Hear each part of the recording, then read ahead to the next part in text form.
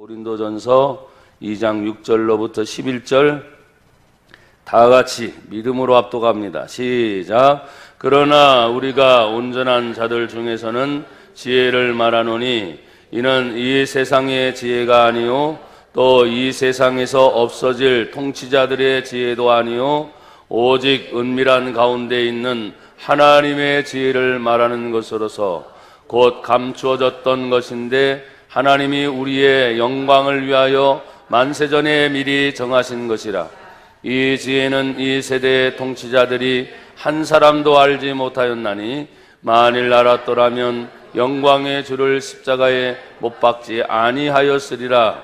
기록된 바 하나님이 자기를 사랑하는 자들을 위하여 예비하신 모든 것은 눈으로 보지 못하고 귀로 듣지 못하고 사람의 마음으로 생각하지도 못하였담과 같으니라. 오직 하나님이 성령으로 이것을 우리에게 보이셨으니 성령은 모든 것 곧 하나님의 깊은 것까지도 통달하시느니라. 사람의 일을 사람의 속에 있는 영외에 누가 알리요? 이와 같이 하나님의 일도 하나님의 영 외에는 아무도 알지 못하느니라. 아멘. 한번 따라합시다. 하나님의 지혜. 여러분, 오늘도 하나님의 지혜가 여러분에게 임하기를 주의 이름으로 축복합니다. 하나님의 지혜는 이 세상에서 알 수 있는 길이 없어요. 그래서 성경은 단호하게 말합니다. 성경의 이 지혜는 2장 8절 하나님의 지혜를 말하고 있죠. 하나님의 지혜는 이 세대의 통치자들이 한 사람도 알지 못하였나니 그랬어요. 또 6절에 보면 그러나 우리가 온전한 자들 중에는 지혜를 말하는데 이는 이 세상의 지혜가 아니요 또 이 세상에 없어질 통치자들의 지혜도 아니요. 세상에 있는 모든 지혜들은 다 상황이 바뀌고 역사가 흐르고 환경이 바뀌면 없어진다는 말이 되겠죠. 그렇죠? 또 나라의 법도 계속 바뀌어요, 안 바뀌어요? 대통령이 바뀌면 또 바뀌어서 심지어는 헌법까지도 다 바뀌고 개정한다 그래요. 그 시대에 맞게. 그래서 얼마나 중요한지 몰라요. 국회의원들의 역할, 또 정부의 역할, 심지어는 그것이 아니면 대통령 한 사람의 역할이 얼마나 중요한지를 우리는 최근에 많이 보고 알고 있습니다. 우리 대한민국이 이런 아픔을 겪고 있는 것들이 사실은 하나님께서 이 대한민국을 너무나 사랑하셔서 믿는 성도 한 사람 한 사람이 늘 깨어서 나라와 민족을 위해 기도하고 교회를 위해 기도하고 여러분 가정을 위해 기도할 때마다 이 세상의 지혜를 따라가지 않기를 바라고 세상에 없어질 통치자들은 다스리는 사람들이잖아요. 그래서 정치가 어땠다, 사회 경제가 어땠다, 물론 어느 정도의 영향은 받습니다. 어느 정도 영향은 받아요. 하지만 절대적으로 우리를 지배할 수는 없어요. 왜? 바뀌기 때문에, 자꾸 바뀌기 때문에. 여러분, 지금 우리나라가 대한민국 민주주의임을 정말로 감사하고 또 감사하고. 아멘 하세요. 감사하고 또 감사하고. 이슬람이면 여러분 이렇게 앉아있을 데가 없다니까요. 공산주의면 더더구나 이렇게 앉아있을 수가 없다니까요. 민주주의라고 하는 자유 때문에 종교의 자유가 있고 생명의 존중을 지켜주는 것이 아예 법으로 되어 있기 때문에 이것이 감사하지. 공산주의의 사상 가운데 하나는 유물론입니다. 그 유물론은 무엇입니까? 사람이나 개나 돼지나 다 뭐예요? 물질의 세계로 보기 때문에 당 아래 있지 않는 모든 나머지 사람들은 다 물질이에요. 당을 위해 존재합니다.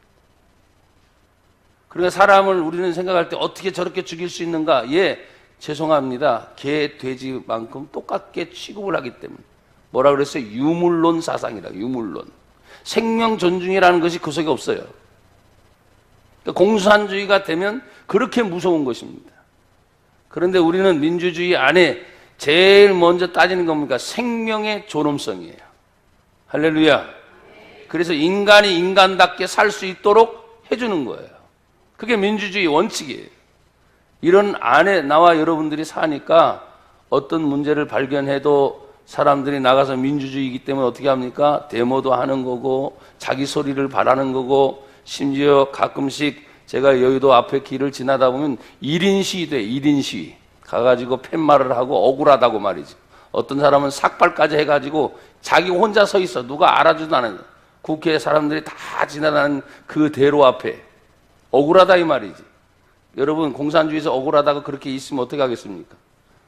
쥐도새도 모르게 잡혀가지요. 여러분 말 잘했어요. 죽어요, 죽어. 근데 우리나라는 자기 자신의 표현을 그렇게 할 수 있으니까 법에 저촉되지 않는 한 최소한도로 자기가 할 수 있는 영향을 그렇게 표현하는 모습들을 보게 됩니다. 이게 바로 뭐냐? 세상의 지혜를 활용하는 사람들의 모습을 잠깐 얘기하고 있는 거예요. 그런데 성경은 말합니다. 이 세상의 지혜는 다 없어질 것이요. 통치자들의 지혜도 다 없어질 것이요. 대답해 보세요. 이 세상의 지혜는, 여러분이 대답을 하라니까. 자, 통치자들의 지혜도 없어질 것이요. 다 사라진다는 거예요. 나는 여러분에게 다시 한번 우리나라 역사를 좀 보라 그렇게 말했어요. 민주주의가 생겨진 지 이제 69년, 내년도면 70년이에요. 불과 대한민국의 민주주의가 세운 재헌 민주주의 헌법이 만들어진 거 이제 69년, 내년이면 70년. 너무나 짧은 세월 동안에 그걸 조금만 더 거슬러 올라가도 유교 문화, 조금만 더 거슬러 올라가면 조선시대, 남녀차별, 그것이 불과 100년도 안 된 사이에 이 엄청난 변화 일어난 거예요. 그게 왜 그렇습니까? 예수의 복음이 들어왔기 때문입니다. 성경이 들어왔기 때문이니까요. 그래서 우리 여인분들은 진짜 하나님께 감사하십시오. 조선시대 살아보세요. 유교 문화에 살아보십시오.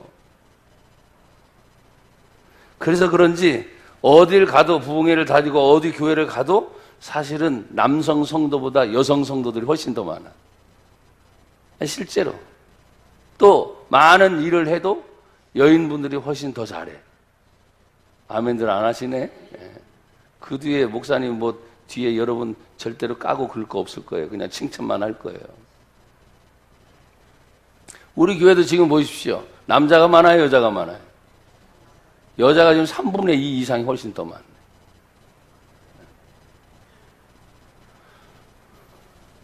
사랑하는 여러분, 이 세상에 있는 모든 지혜는 다 사라질 것이고, 이 세대의 통치자들이 한 사람도 하나님의 지혜에 알 수 없었기 때문에, 만약에 하나님의 지혜를 알았다면 2장 8절에 영광의 주 예수님을 십자가에 못 박지 아니하였으리라. 한 사람이라도 예수님에 대해서, 하나님의 지혜에 대해서 그 당시에, 여러분 우리가 본디오 빌라도에게 고난을 받으사 사도신경에 늘 고백하잖아요. 이 본디오 빌라도라고 하는 통치자 한 사람이 하나님의 지혜를 알았더라면 예수님을 십자가에 내놨을까요? 안 내놨을까요? 안 내놨어요. 그 당시 대제사장 가야바라는 한 사람이 하나님의 지혜를 알았더라면 우리가 기다리고 있는 메시아가 바로 이 예수다! 라고 말해 주어서 종교 지도자로서 어떻게 해요? 막아줬겠죠. 세상의 권력자들도, 종교 지도자들도, 성경을 가르치고 있는 율법사들도, 서기관들도, 대제사장들도 어느 하나 이 세상에 있는 모든 사람들이 그 당시 하나님의 지혜 아는 사람이 없었기 때문에 예수님을 십자가에 죽는 자리로 내놓았다 이 말이에요. 나는 오늘도 다른 설교를 하지 않기를 원합니다. 오직 예수만을 말하기를 바랍니다. 그리고 여러분이 예수님을 만나기를 바랍니다. 우리가 믿는 하나님이 죽은 자의 하나님이 아니요 산 자의 하나님이기 때문에 살아계신 하나님께서 인간의 몸을 이 땅에 입고 오신 분이 바로 성육신하신 예수님이요, 인간의 몸을 입고 고난받고 십자가에 죽으신 분이 바로 예수님이요, 온 인류의 죄를 위해서 십자가에 피 흘리시고 죽으시고 3일 만에 부활하신 분이 바로 예수님이요, 그리고 승천하시고 마지막 이 세상에 다시 오겠다 하신 분이 바로 우리 예수님이요.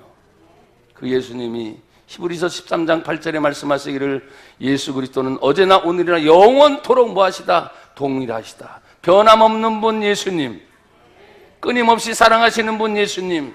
요한복음 13장 1절에 보니까 예수님께서 말씀합니다. 당신의 때가 이른 줄 아시고 세상에 있는 자기 사람들을 사랑하시는데 예수님 말씀하셨어요. 세상에 있는 자기 사람들을 끝까지 사랑하시는 예수님. 변함이 없고 끝까지 책임져 주시는 그 예수님. 그 예수님의 지혜가 곧 하나님의 지혜라고 성경은 말씀하고 있습니다. 여러분 보십시오. 1장 24절을 같이 한번 보세요. 오늘 고린도전서 1장 그 앞부분을 보세요.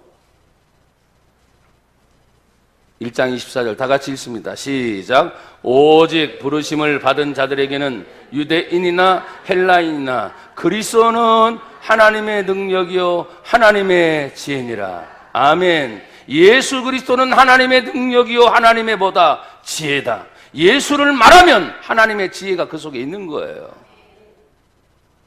단순합니다. 신앙생활 너무 어렵게 하지 말고 깊이가 뭐 어쩌니 해석이 어쩌니 그러지 말고 예수 그리스도가 하나님의 능력이고 예수 그리스도가 하나님의 지혜다. 그래서 여러분 깊숙이 묵상하실 때마다 어떤 때는 기도가 안 되면 예수님이 가르쳐준 주기도문만 외우고 있어도 막힌 것들이 풀려집니다.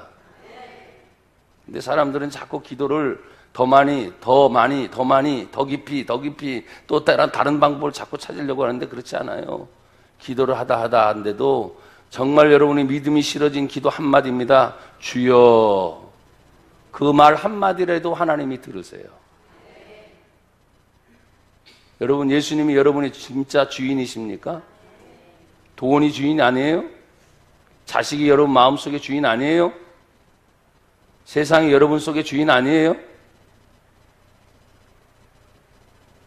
정말 내가 내 안에 모신 예수가 주인이라면 그 주인된 예수님을 주여라고 고백하는 순간 그 기도가 하늘과 땅을 여는 열쇠인 줄 믿습니다.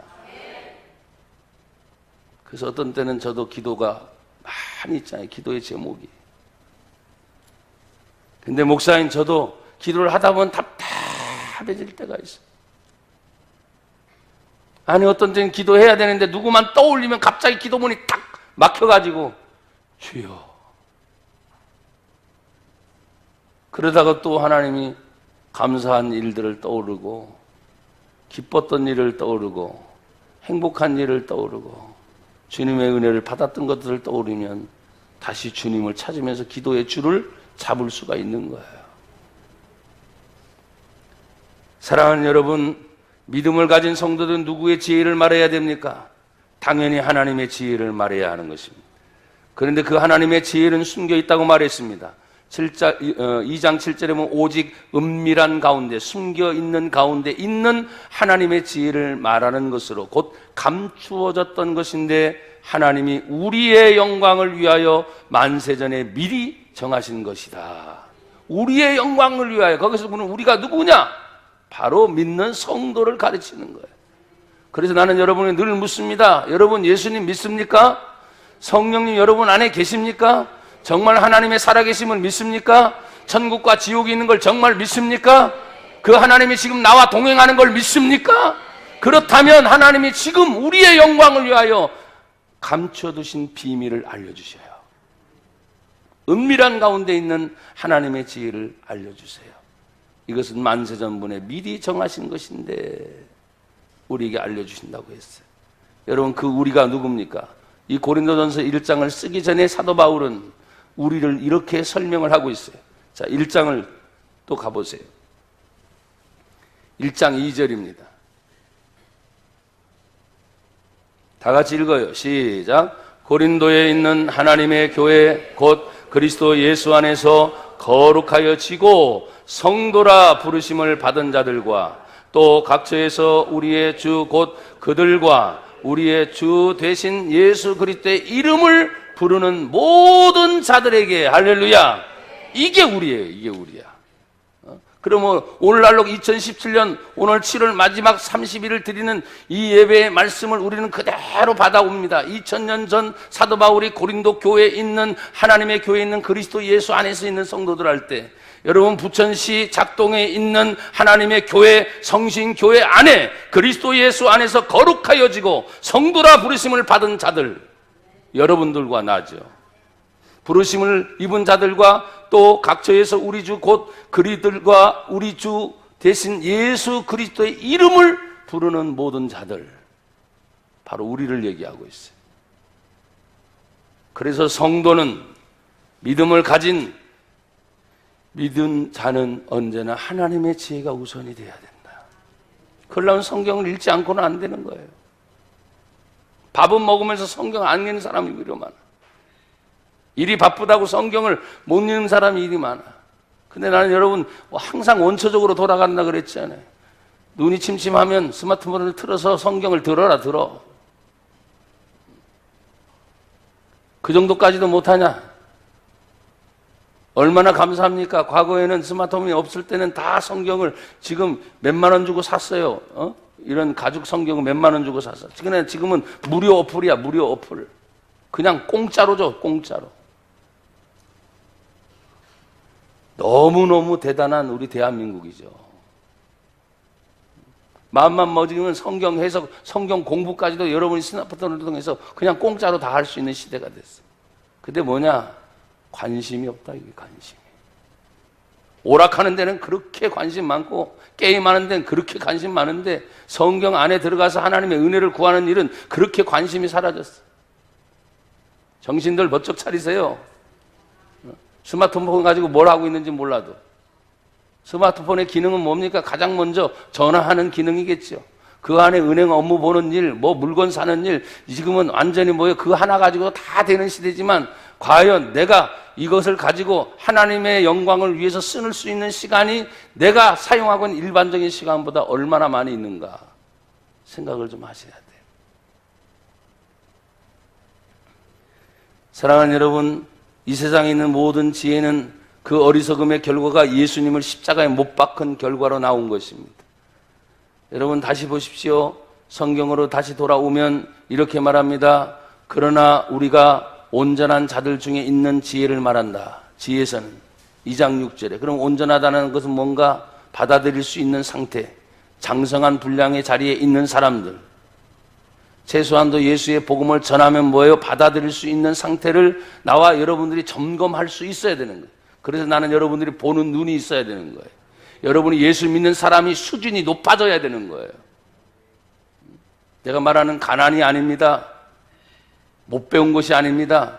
성경을 보십시오. 문벌 좋은 자가 많지 않고 가진 자가 많지 않습니다.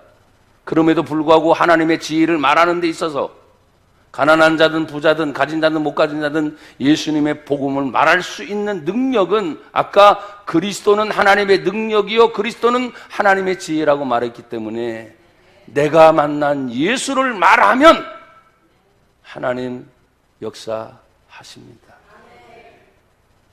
여러분들과 저는 이렇게 말하죠. 하나님 역사해 주십시오. 야, 그렇게 말하지 않아도 지금 계속 내가 역사하고 있어. 내가 지금 너와 동행하고 있지 않니? 네 마음속에서 지금 내가 너를 지켜주지 않니? 근데 너는 왜 자꾸 생각이 다른 데 가니? 나는 네 보는 눈을 통해서 하나님의 세계를 보기를 원하는데 네 눈은 왜 자꾸 세상을 보니? 왜 자꾸 돈만 보니? 왜 자꾸 사람만 보니? 그렇게 말씀하신단 말이에요. 우리가 주님의 일을 할 때 그 은혜의 능력은 언제나 하나님 앞에서 믿음으로 가지고 있는 눈으로만 볼 수가 있는데, 여러분 보십시오. 히브리서 11장으로 한번 넘어가 보겠습니다. 11장 1절, 2절, 3절을 제가 읽습니다. 믿음은 바라는 것들의 실상이요 보이지 않는 것들의 증거니 선진들이, 우리보다도 먼저 믿음을 가진 사람들이에요. 그들이 이로써 증거를 얻었느니라. 11장 3절은 말합니다. 믿음으로 모든 세계가 하나님의 말씀으로 지어진 줄을 우리가 아나니 보이는 것은 나타난 것으로 말미암아 된 것이 아니니라. 그 말은 뭡니까? 지금 우리가 이 세상에서 보여지는 것들이잖아요. 정치의 영향을 받습니다. 경제의 영향을 받습니다. 사회 전반 문화의 영향을 받습니다. 그러니까 여러분 옷 입는 것도 막 바뀌죠. 머리 스타일도 막 바뀌죠. 그렇죠? 또 공부하는 스타일도 막 바뀌어요. 왜? 상황이 막 바뀌니까. 근데 이게 보이는 것으로만 전부가 아니라 우리가 말하는 믿음의 세계는 보이지 않는 것으로도 얼마든지 하나님의 역사를 맛볼 수 있다는 거예요. 그래서 선진들이 믿음으로써 이것을 증거하였느니라. 우리보다 먼저 믿었던 구약의 선지자들과 신약의 사도들과 또 초대 교부들과 계속해서 믿음을 가졌던 모든 분들이 바로 뭐냐? 믿음으로써 하나님의 살아계심을 증거하였다는 거예요. 여러분, 하나님의 지혜를 정말 구합니까? 그럼 믿음 가지고 성경 읽으세요. 근데 믿음이 없으니까 문제인 거죠. 왜? 성경을 읽다 본 사람들은 자꾸 의구심이 생깁니다. 배우고 싶은 열망이 생깁니다. 그래서 나중에 공부하고 싶은 거예요. 여러분 말했어요. 왜 성경을 공부하고 연구하고 말씀을 듣습니까? 성경은 딱 한 가지다. 순종하기 위해서. 읽다 보면 하지 말라는 말이 많습니다. 그러면 순종하는 겁니다. 예.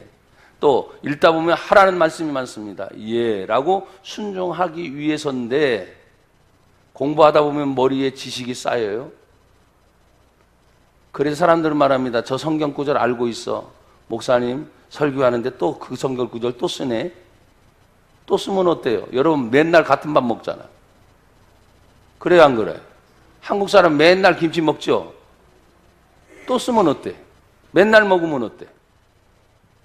새로운 걸 날마다 새로운 걸 어떻게 할 수 있습니까? 할 수가 없는 거예요. 그러니까 여러분이 똑같아요. 영의 양식을 먹는 것도 육의 양식처럼 하나님의 말씀을 파고 먹고 아멘. 똑같은 말씀 또 먹고 해도 전혀 지장이 없어요. 도리어 여러분 보십시오. 오래 묵은 된장 고추장처럼 아무리 밥맛 없어도 고추장 하나 탁 넣고 밥 비벼 먹고 그냥 먹으면 밥맛이 살아나는 것처럼 진짜 하나님의 말씀이 내 영을 살리는 생명의 말씀이라면 단 한 구절을 읽다가도 그 말씀이 역사한다니까요. 나는 여러분에게 믿음을 특별히 많이 강조하는 목사라 그랬어. 하나님의 말씀의 은사를 강조하는 목사라 그랬어. 은사는 모든 다양한 것이 많습니다. 그 가운데 하나님이 말씀이 역사하고 믿음이 역사하면 기도의 응답이 일어납니다. 치유의 역사가 일어납니다. 더러운 귀신들이 떠나가는 역사들이 일어납니다. 우리가 말할 때 내가 하는 일이 아니에요. 내가 하는. 제발 우리가 한다고 착각하지 마세요. 한순간에 믿어질 때 그 믿음의 선포가 또 그것을 받아들이는 간절한 마음의 상태가 있어요. 그럼 맞아 떨어지는 거예요. 여러분 하나님이 말씀을 역사하고 싶어도 도대체 마음이 딱 닫혀 있어서 받아들이질 않는 거예요. 그럼 귀로는 듣죠. 근데 마음이 안 열렸으니까 여러분 튕 튀겨나오는 거예요. 알아듣긴 하겠지. 튕 튀겨나오는 거예요. 마음 안에서 역사가 일어나지 않는 거예요.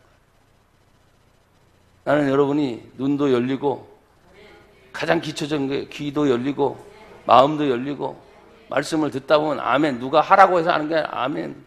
그 말씀이 저 말씀이 내 마음입니다. 저 말씀이 내 것입니다. 하나님 동감합니다. 하나님 믿습니다. 이럴 때 아멘이라는 말이 툭툭 튀어나오거든요. 하나님의 지혜라는 것이 멀리 있지 않습니다. 그래서 여러분 다시 고린도전서 2장으로 돌아와 보십시오. 여러분 이사야 64장 4절에 있는 예언의 말씀을 사도 바울이 고린도 2장 9절에 쓰면서 기록된 바 하나님이 자기를 사랑하는 자들을 위하여 뭐 했어요? 예비하신 모든 것. 이게 하나님의 지혜입니다. 그런데 하나님이 자기를 사랑하는 자들에게 예비한 모든 건데 이게 눈으로 보지 못해요. 귀로 듣지 못해요. 사람의 마음으로도 뭐예요? 생각하지 못해요. 왜? 하나님의 지혜는 사람으로서는 볼 수도 없고 느낄 수도 없고 들을 수도 없기 때문입니다. 그럼 방법이 뭘까요? 여러분 10절입니다. 같이 읽어보세요. 하나님의 지혜를 알 수 있는 두 가지 비결이 딱 나와 있어요. 자, 10절 시작. 오직 하나님이 성령으로 이것을 우리에게 보이셨으니 성령은 모든 것 곧 하나님의 깊은 것까지로 통달하십니다. 그러니까 여러분 성경을 읽을 때 뭐라고 합니까? 우리가 하나님 성경을 읽을 때, 지금 설교 말씀을 들을 때 여러분들이 먼저 예배 전에 오셔서 성경을 찾아놓고 순서지를 보면서 찬송을 찾아놓고 마음으로 다 준비하면서 한 가지, 오늘 내 마음에 하나님의 성령이 역사하여 주옵소서. 왜? 오직 하나님이 성령으로 하나님의 지혜를 우리에게 보이셨으니, 성령은 모든 것, 하나님의 지혜의 깊은 것까지라도 하나님의 성령이 통달하게 하신다. 그래서 여러분, 하나님의 성령의 은혜를 늘 구하셔야 됩니다. 나는 어떤 때 여러분이 혼동될 때가 있을 때가 있어요. 저도 마찬가지예요. 수십 년 동안 설교를 하고 우리 교회만 아니라 외부를 다니면서 수없이 많은 설교를 해도 어떤 때는 정말 그 말씀이 진짜 오늘 역사하시는구나, 그걸 강렬하게 느낄 때가 있어요. 근데 어떤 순간에는 똑같은 하나님 말씀인데도, 야, 오늘은 왜 이렇게 냉랭하지? 전화하고 있는 나 자신도 답답하고 그 상황의 분위기도 너무 막 답답할 때가 있어요. 그것은 사람이 많고 적음이 문제가 아닙니다.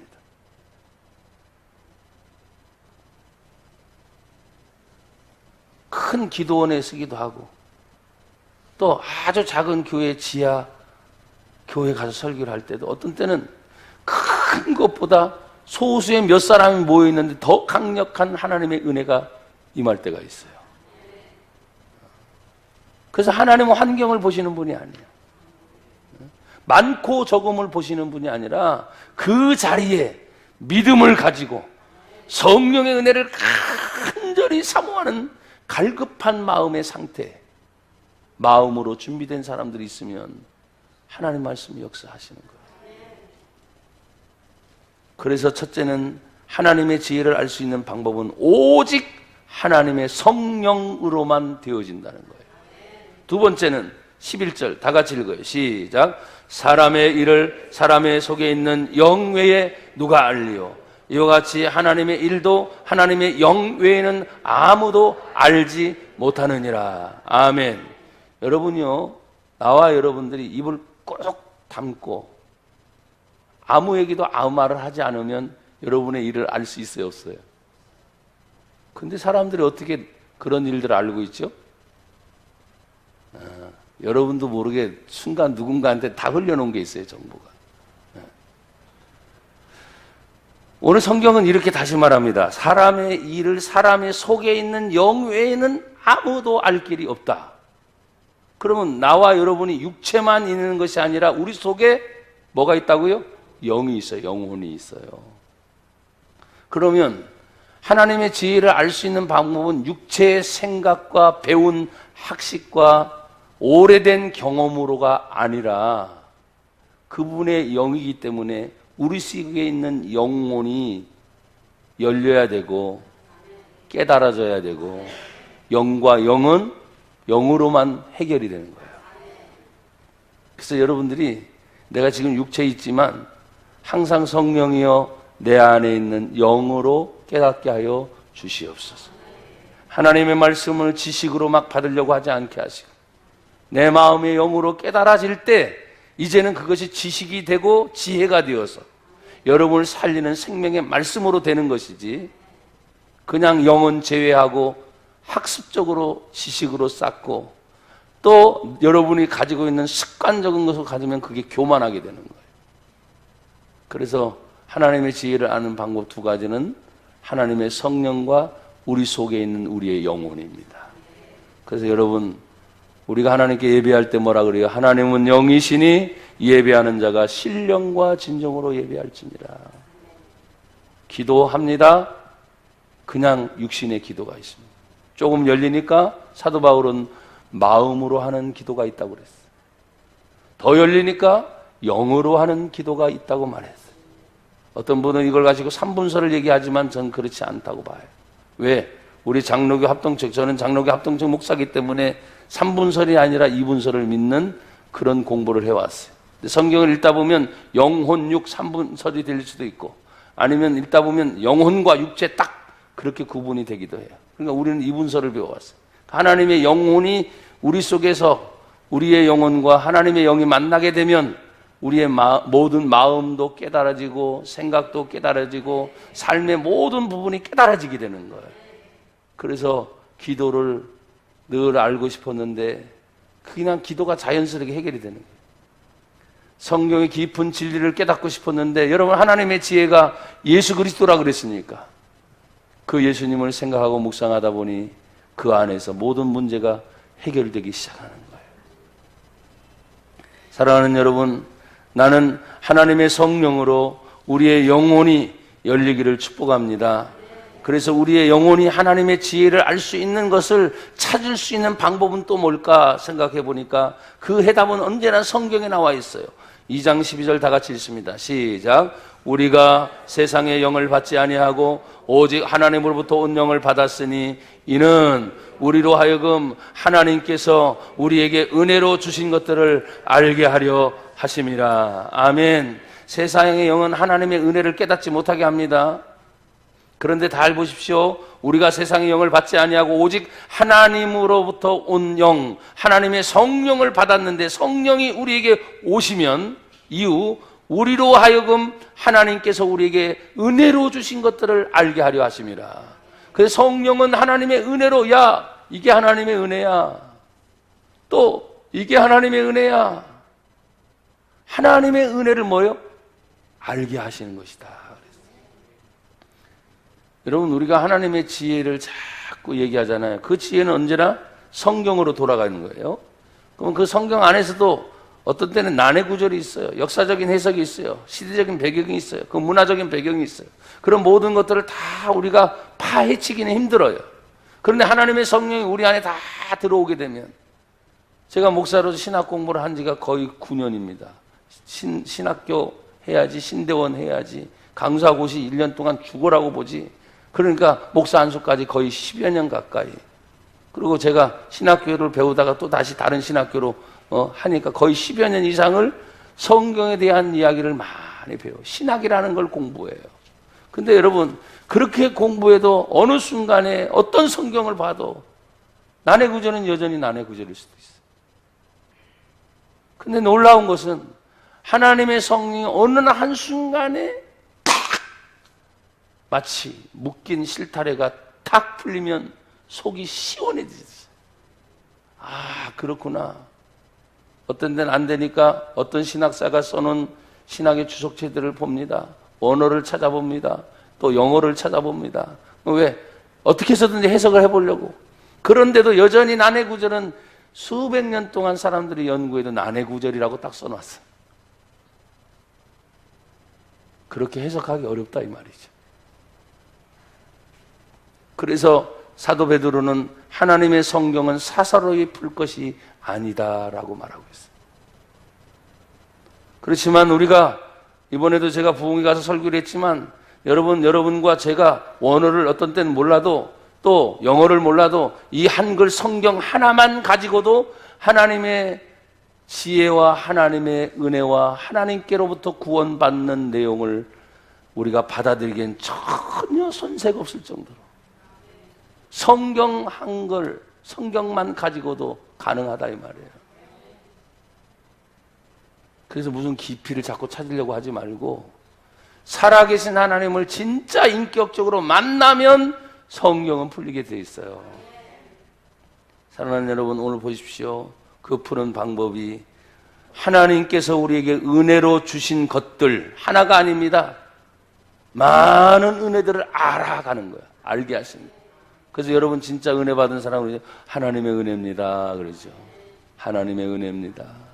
아팠는데도 깨닫고 나니까 하나님의 은혜입니다. 또 어떤 일이 잘못됐어요. 근데 깨닫고 나니까 뭐예요? 하나님의 은혜입니다. 또 반대로 잘 됐어요. 깨닫고 나니까 하나님의 은혜입니다. 모든 것이 하나님의 은혜인 것을 알게 하시려고 세상의 영이 아니라 하나님의 영을 우리에게 주셨다는 거예요. 여러분, 우리 안에 주의 성령이 역사하셔서 우리의 영혼과 육체는 어쨌든 환경적인 지배를 받게 돼 있어요. 또 보이지 않는 영의 지배를 받게 돼 있어요. 예민해지게 되면 그 영의 세계가 더 예민해지게 보일 수도 있고 느낄 수도 있어요. 그래서 저는 환상을 믿습니다. 여전히 꿈의 세계를 믿습니다. 하나님의 성령이 오순절 마가다락방에 일어났던 걸 시대적으로 지금 안 일어났다고 하는 신학자들도 있지만, 아니, 주의 성령은 지금도 시간과 공간을 초월해서 2017년 7월 30일 여전히 하나님의 말씀을 믿고 순종하고 믿음으로 갈급하고 사모하는 자에게 하나님의 성령은 역사하신다고 저는 믿습니다. 그래서 은사 주실 자에게 은사 주시고, 능력 주실 자에게 능력 주시고, 은혜 베풀 자에게 은혜 베풀고, 사랑이 원하는 자에게 사랑을 주시고, 하나님의 살아계심을 우리에게 보여주신다 이 말이에요. 근데 이것을 한마디로 하나님의 은혜를 알게 하려 하심이라. 여러분, 한 주간 살아갈 때도 가장 또 무더운 한 주간, 한 두 주만 지나면 이제 말복까지 다 지나니까 힘내시기를 바랍니다. 그리고 그 안에도 뭐 건강 생각하든지 영을 생각하든지 집안일을 생각하든지 뭔 일을 생각하든지 따라합시다. 하나님의 은혜를 알게 하옵소서. 한 번 더. 하나님의 은혜를 알게 하옵소서. 할렐루야. 하나님의 영으로 하나님의 은혜를 알게 되는 것입니다. 여러분, 이제 2장 13절 보십시오. 우리가 이것을 말하거니와 사람의 지혜가 가르친 말로 아니하고 오직 성령께서 가르친 것으로 하니 영적인 일은 영적인 것으로 분별하니라. 14절 육에 속한 사람은 하나님의 성령의 일들을 받지 아니하니 이는 그것이 우리에게 어리석게 보이며 또 그는 그것들을 알 수도 없나니 그러한 일은 어떤 것으로 분별되어 영적으로 분별되기 때문에. 이 설명은 나중에 또 깊이 해야 됩니다. 자, 15절 신령한 자는 모든 것을 판단하나 자기는 아무에게도 판단을 받지 아니하느니라. 16절은 나같이 있습니다. 시작. 누가 주의 마음을 알아서 주를 가르치겠느냐. 그러나 우리가 그리스도의 마음을 가졌느니라. 아멘. 그렇습니다. 하나님의 지혜의 마지막은 그리스도이십니다. 1장 24절에도 말한 것처럼 오직 부르심을 받은 자에게는 유대인이나 헬라인이나 그리스도는 하나님의 능력이요 하나님의 지혜가 되는 것처럼 누가 주의 마음을 가지겠느냐. 곧 그리스도의 마음이다 라고 말했어요. 그래서 하나님의 지혜가 우리 속에 임하면 주님의 마음을 갖게 됩니다. 가장 주님의 마음의 기본이 무엇일까요? 내가 너희를 사랑한 것처럼 너희도 서로 사랑하고 내가 너희를 용서한 것처럼 너희도 용서해라. 마태복음 28장에는 나는 마음이 온유하고 겸손하니 너희는 내게 나와 배워라. 온유지, 온유. 그렇죠? 빌립보서 2장에 말씀을 보니까 곧 그리스도 예수의 마음을 가져라. 그는 근본 하나님의 본체시나 오히려 자기를 비워 종의 형체를 가지사 사람의 모양으로 낮춰지시고 또 오히려 십자가에 죽으시고 자기 몸을 완전히 종의 형체를 가지시고 낮아지고. 그 그리스도의 마음은 아주 많습니다. 여러분, 높아지는 것이 아니고 낮아지는 마음이래요. 그리스도의 마음이 채우려고 하는 것이 아니라 자꾸 비우는 마음이래요. 인자가 온 것은 도리어 섬김을 받으려 함이 아니라 도리어 섬기려 하고 심지어는 내 목숨까지도 많은 사람의 대속물로 주려 함이라. 주님이 주는 마음을 갖는 거래요. 사실 우리가 사람들을 대하고 만날 때 예수님의 마음을 갖는다는 게 그렇게 쉽지는 않아요. 참아야 되지요. 인내해야 되지요. 뻔히 손해볼 줄 알면서도 또 용서해야 되지요. 내가 가진 것 없음에도 불구하고 주님은 내 마음에 자꾸 주려고 해요. 주려고. 그게 그리스도의 마음이에요. 근데 막 쌓아놓으려고 하는 사람들 많아요. 욕심 부려서. 죽으면 아무것도 갖고 가지 못할 건데.